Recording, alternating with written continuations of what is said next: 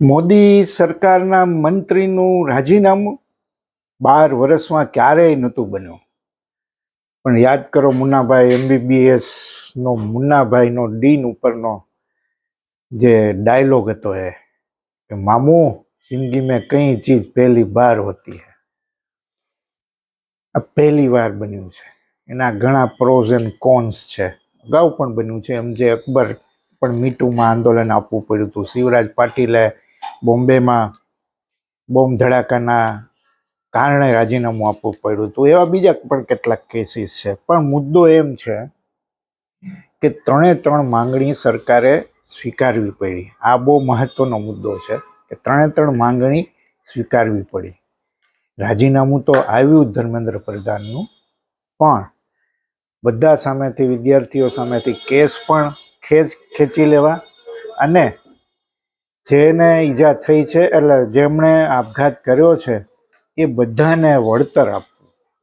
3 માંગણી મને લાગે છે કે મોદી સરકારના કાર્યકાળમાં પહેલી વાર આવું બન્યું છે. શાહીનબાગ, ખેડૂત આંદોલન, એમાં બધામાં પીછેડ થોડી કરવી પડી હતી સરકારે. ખેડૂતોના કાયદા પણ, કૃષિ કાયદા પણ પાછા લેવા પડ્યા હતા. પણ આમાં જે પીછેડ કરવી પડી છે એ જરા જુદી છે. મોદી સરકાર આવું કેમ કરવું પડ્યું, આ પણ એક બહુ મહત્વનો મુદ્દો છે. બહુ ચર્ચાયો છે. એના વિશેના કારણો પણ ઘણા બધા કહેવામાં આવે છે કે આ કોઈ ચહેરા વગરનું આંદોલન હતું. આ સૌથી મહત્વની વાત આ છે કે અણ્ણા હજારે હતા. આમાં ખેડૂતોના આંદોલનમાં ખેડૂતો હતા અને શાહીનબાગમાં CAA નો મુદ્દો હતો. પણ અહીંયા માત્ર ને માત્ર યુવાનો. હા, સોનમ વાંગચુકથી એ આંદોલનને ગતિ મળી, એ વાત બહુ સાચી. પણ મહત્વનો મુદ્દો એ છે કે યુવાનોએ ચહેરા વગર એમની સ્ટ્રેટેજી મુજબ આ આંદોલન ચલાવ્યું. અને પહેલી વાર કદાચ એવું થયું છે શાહીનબાગ વખતે, ખેડૂત આંદોલન વખતે પણ આ દેશ વિરોધી તત્વ છે ને નક્સલીઓ છે ને એવા બધા લેબલ લગાવવાના પ્રયત્નો થયા હતા. આ વિદ્યાર્થી આંદોલનમાં પણ જૈન ઝી પર પણ આવા આક્ષેપો મૂકવામાં આવ્યા, પણ એ સફળ ન થયા. એટલે ભાજપ જે દર વખતે નેરેટિવ ઘડી દે છે એ આ વખતે શક્ય ન બન્યું. આ બહુ મહત્વનો મુદ્દો છે. ભાજપની IT આર્મી સૌથી મોટી છે. ભારતના કોઈ પણ પક્ષ પાસે ન હોય એવી IT આર્મી છે અને એ પાછી પડી છે. આ બહુ મહત્વનો મુદ્દો છે. ઇન્ટરનેટ બંધ હોય છતાં પણ સંદેશાની લેવડ દેવડ થાય, વ્યંગ થાય, મીમ્સ થાય, નવા સૂત્રો આવે. આજે આંદોલનની ગતિ આપતા જે તાજગી ભર્યા જે વિચારો હતા ને એ બહુ મહત્વના હતા અને એમાં થાપ ખાઈ ગઈ મોદી સરકાર. આ બહુ મહત્વનું છે. કેસ પાછા ખેંચવાની વાત હોય તો આ પહેલી વાર નથી બન્યું. ગુજરાતમાં પાટીદાર આંદોલન હતું, આનંદીબેન પટેલે જવું પડ્યું હતું.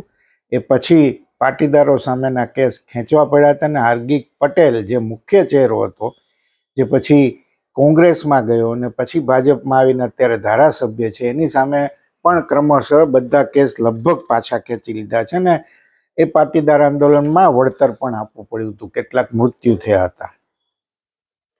મુદ્દો સૌથી એ છે કે મોદીની ઇમેજને આ આંદોલનના કારણે શું અસર થઈ છે. આ બહુ ચર્ચાનો વિષય છે. મોદીએ, નરેન્દ્રભાઈએ ઇન્સ્ટાગ્રામ ઉપર વિડીયો બનાવીને મૂકવો પડે રાત્રે, મોડી રાત્રે, મધરાતે. આ દર્શાવે છે કે કેટલું બધું પ્રેશર આવેલું. સંસદ સુધી આ યુવાનો જેનઝી પહોંચી ગયા હતા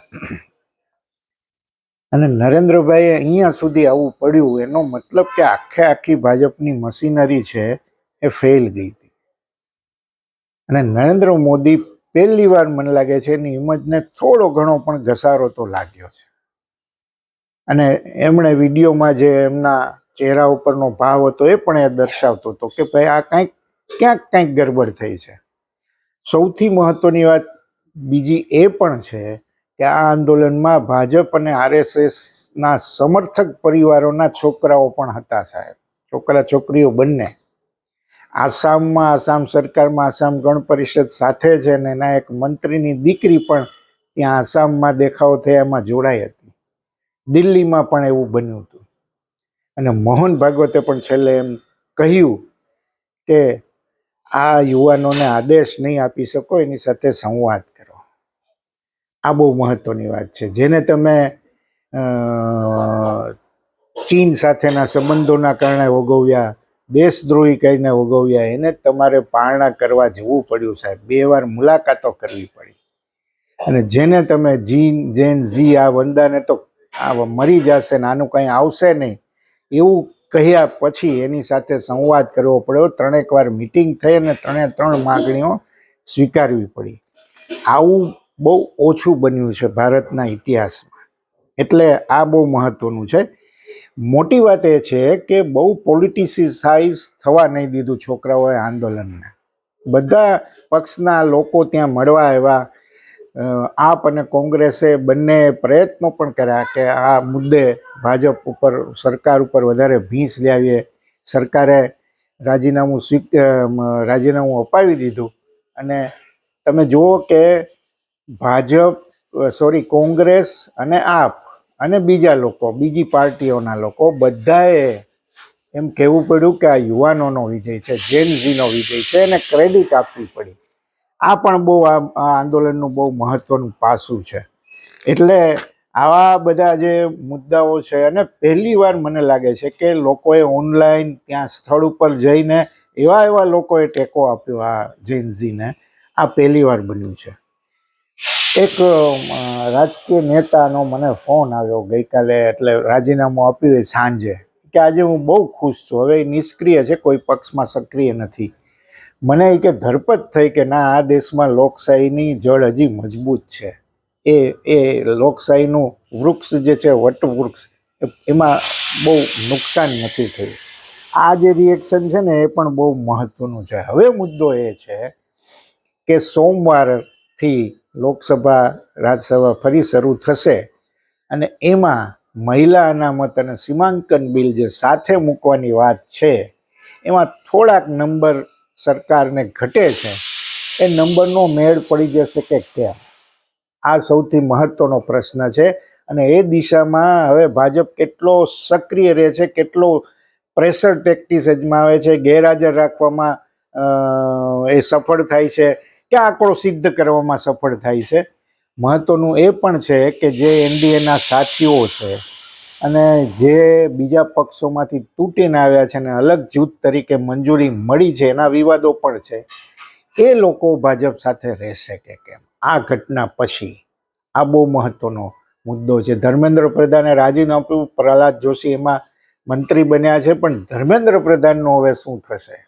આ બહુ મહત્વનો પ્રશ્ન છે. શું એમને શિવરાજ પાટીલની જેમ ક્યાંય રાજ્યપાલ બનાવાશે કે કોઈ બીજી જગ્યાએ મૂકવામાં આવશે? શું થશે? કારણ કે આસામની દ્રષ્ટિએ એ બહુ મહત્વનું વ્યક્તિત્વ છે અને સંઘ સાથેનો બહુ જૂનો નાતો પણ છે. એનાથી પણ આગળ જઈને એક મુદ્દો એ છે કે આ યુપી, પંજાબ અને ગુજરાતમાં આવતા વર્ષે ચૂંટણી આવવાની છે. યુપી પંજાબમાં આવતા વર્ષની શરૂઆતમાં છે અને એન્ડમાં ગુજરાતમાં છે. પંજાબમાં ભાજપ બહુ સ્કોર કરી શક્યું નથી. છેલ્લે હમણાં સ્થાનિક ચૂંટણીઓમાં પણ આપનો જય જયકાર થયો, એટલે ત્યાં બહુ અપેક્ષા ભાજપને નથી. પણ યુપીનું સ્ટેટ કે જ્યાં સપા બહુ તૂટ્યું નથી, બીજા બધા તમે જુઓ કે શિવસેના, એનસીપી, બંગાળમાં તૃણમૂલ, એવી ઘણી બધી પાર્ટીઓમાં ફાટફૂટ પડી છે, પડાવવામાં આવી છે, પણ હજી સપામાં એ શક્ય બન્યું નથી. અને સપાએ ગઈ લોકસભાની ચૂંટણીમાં બરાબર ટક્કર આપી હતી. હવે આ વિધાનસભાની ચૂંટણી છે, એમાં આ મુદ્દો મોદીની ઇમેજને જે ઘસારો થયો છે એવું માનવામાં આવે છે, એની કોઈ અસર થશે કે નહીં, આ બહુ મહત્વની વાત છે. ને આખરમાં ગુજરાતમાં ચૂંટણી છે. ગુજરાતમાં પણ આવા પેપર ફૂટવાના ઘણા બધા કેસ બનેલા છે. ખેડૂતોનો પ્રશ્ન પણ ચાલે છે. વીજળીના થાંભલા ખેતરમાં મૂકવાના, લાઈન પસાર કરવાની બાબતમાં બહુ બધો આંદોલન હજી પણ ચાલે છે. સરકારે નવેસરથી નિયમો બનાવ્યા પણ છતાં હજી ખેડૂતોને સંતોષ નથી. એટલે આ બહુ મહત્વનો મુદ્દો છે કે હવે પછીની આવનારી રાજ્યોની ચૂંટણીમાં આ આંદોલનના કારણે કેવી અસર થશે. એક બીજો બહુ મહત્વનો મુદ્દો એ પણ છે કે ગોદી મીડિયા જેને કહેવામાં આવે છે અથવા તો મોદી ભાજપના સમર્થક મીડિયા છે એનો નેરેટિવ પણ કામ નહીં આવ્યો. એના સાથ વગર આ છોકરાઓએ પ્રચાર કરી દેખાડો, પોતાના આંદોલનની વાત લોકો સુધી પહોંચાડવામાં સફળ થયા અને લોકોની લાગણી જીતવામાં સફળ થયા. આવું પણ આ પહેલી વાર બન્યું છે છેલ્લા થોડા વર્ષોમાં. આ પણ બહુ મોટી વાત છે. અને છેલ્લે સંસદમાં કોંગ્રેસ સહિતના વિપક્ષો હવે સરકાર સામે કઈ રીતે લડશે, આ પેપર લીકના મુદ્દાઓ જે છે એની ઉપર કેવી ચર્ચાઓ થશે, સીમાંકન અને મહિલા અનામત બિલ કઈ રીતે લવાશે તો એ સફળ થશે કે નહીં, અને સૌથી આખરમાં સીજેપી બીજા રાજ્યોમાં આ રીતે આંદોલન કરશે કે કેમ, આ બહુ મહત્વનો મુદ્દો છે. ગુજરાતમાં માની લો કે પેપર લીક ઘણા થયા છે, બિહારમાં થયા છે, હમણાં ઉત્તરાખંડમાં આવો કિસ્સો થયો, કે પેપર લીક સિવાયના મુદ્દાઓ ઉપર આ લોકો આંદોલન કરશે કે કેમ, આ પણ એટલું જ મહત્વનું છે. એટલે હવેના દિવસો છે ને આ રીતે પણ બહુ મહત્વના છે. અને મને લાગે છે કે મોદી સરકાર, ભાજપ આને કવર અપ કઈ રીતે કરે છે એ જોવાનું પણ બહુ મહત્વનું અને રસપ્રદ બનવાનું છે. એટલે એક આંદોલન કેટલાય સવાલો ખડા કરે છે, કેટલાય જવાબો આપે છે ને નવા સવાલો ઊભા કરે છે. એ રીતે પણ આ આંદોલનને જોવું જોઈએ. તમારો અભિપ્રાય શું છે જરૂર જણાવજો. આભાર.